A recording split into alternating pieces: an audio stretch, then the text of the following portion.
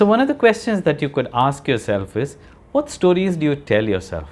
Stories about your parents, stories about your life, about who you are, how your life has been, the situations that you find yourself in. We tell stories about ourselves, and often, more often than not, they tend to be fairly negative. And they tend to be things that are quite limiting, at least I would say. Even if they have a positive spin on it, they could be fairly limiting in the sense that they leave us in a rut of doing the same thing again and again. So the story takes over our lives, and we tend to repeat the same kind of mistakes or the same patterns again and again.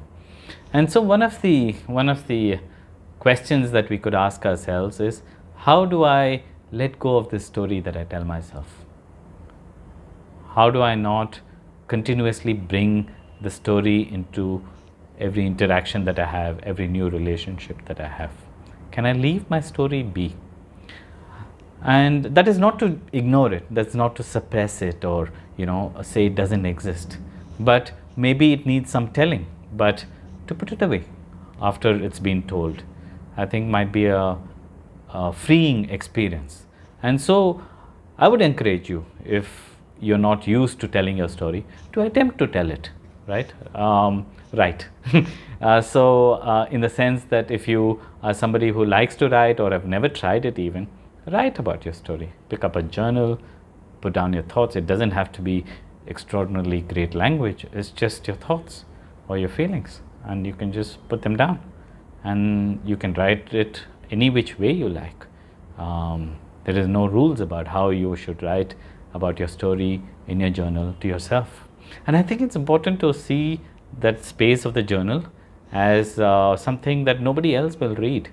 And I hope that it will be safe wherever you do attempt to write a journal, that nobody is reading it. I think that sanctity is an important one around your journal.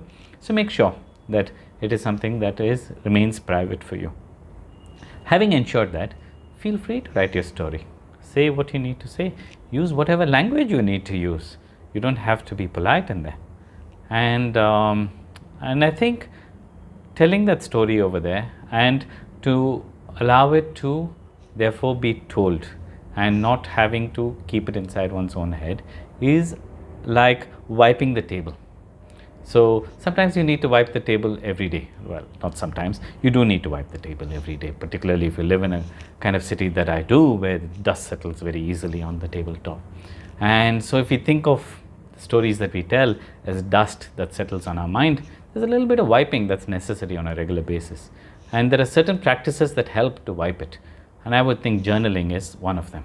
I have found writing to be a powerful way to wipe my mind of things that tend to add on. So it allows me to be freer to actually meet my life and the world that appears in front of me, rather than meeting it with what has got accumulated.